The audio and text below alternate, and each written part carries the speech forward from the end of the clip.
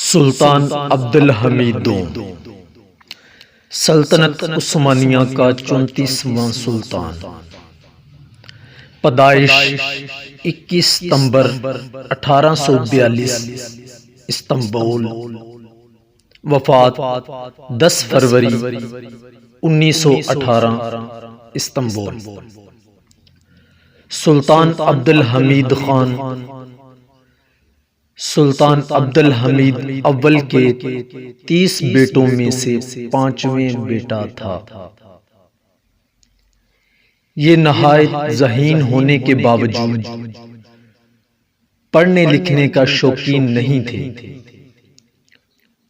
روایت ہے کہ جوانی میں پرتشین زندگی بسر کرنے کے بعد انہوں نے کفایت شعرانہ زندگی اختیار کر لی، جس کی وجہ سے ان کا عرف پنتی حمید یعنی کنجوس حمید ہو گیا، حالانکہ وہ اس کے مستحق نہ تھے۔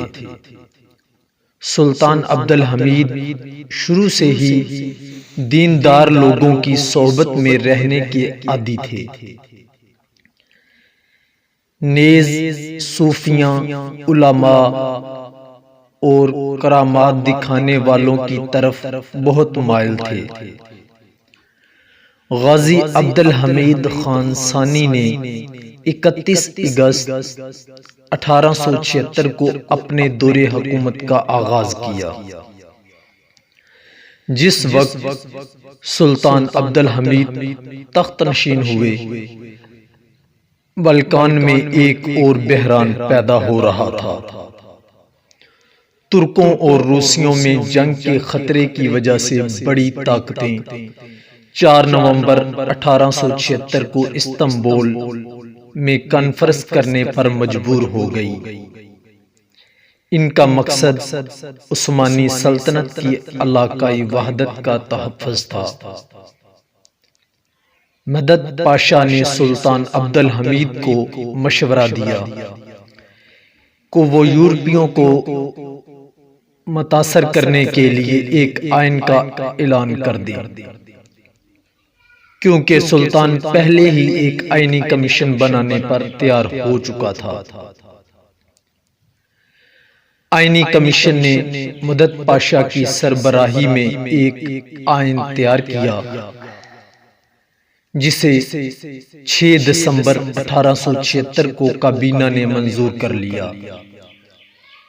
اس میں سلطان کو حق دیا گیا کہ وہ جس شخص کو سلطنت کے لیے خطرہ تصور کرے اسے ملک بدر کر سکتا ہے۔ سلطان نے مدد پاشا کو وزیر اعظم مقرر کیا اور 19 دسمبر کو نئی عثمانی پارلیمنٹ وجود میں آ گئی اور 23 دسمبر کو پہلا عثمانی آئین نافذ کر دیا گیا۔ اسی دوران استنبول کا کانفرنس بری طرح ناکام ہو گئی۔ اس سے سلطان عبدالحمید کو مدد پاشا سے چھٹکارا پانے کا موقع ہاتھ آ گیا۔ انہوں نے 5 فروری 1877 کو اسے منصب سے ہٹا کر اسی روز ملک بدر کر دیا۔ سلطان نے 19 مارچ 1877 کو دلمہ بادشاہ محل میں منعقدہ تقریب میں پہلی عثمانی پارلیمنٹ کا باقاعدہ افتتاح کیا۔ پارلیمنٹ کو معمولی خود مختاری حاصل تھی، کیونکہ سلطان عبدالحمید نے تمام تر حقیقی اختیارات اپنے ہاتھ میں رکھے تھے۔ فروری 1878 میں سلطان نے آئین معطل کر کے پارلیمنٹ توڑ دی، جو آئندہ 30 سال تک بحال نہ ہو سکی۔ پارلیمنٹ سے نجات پانے کے بعد سلطان نے حکومت کے سول اور فوجی معاملات اپنے ہاتھ میں لے لیے۔ 21 جولائی 1905 کو سلطان عبد الحمید کو قتل کرنے کی سازش ناکام ہو گئی۔ اس واقعے کے بعد سلطان نے کتابوں اخباروں پر سنسریشپ لگا دی اور آمرانہ حکمرانی شروع کر دی۔ سلطان عبد الحمید کو یہودیوں نے فلسطین میں آباد ہونے کے عوض مالی امداد کی پیشکش کی، جسے انہوں نے ٹھکرا دیا۔ چنانچہ سلطان کے خلاف مغربی ممالک میں ایک تحریک چلائی گئی، جس میں الزام لگایا گیا کہ وہ یہودیوں کے قتل عام اور انہیں ترکی سے نکالنے کا ذمہ دار ہے۔ سلطان نے 33 سال تک یورپ کے ناپاک منصوبوں کی تکمیل نہ ہونے دی اور جنگ سے گریز کیا۔ 27 اپریل 1909 کو سلطان عبد الحمید کو نوجوان ترکوں کی پارٹی اتحاد و ترقی انجمن کی مدد سے اقتدار سے معزول کر دیا گیا۔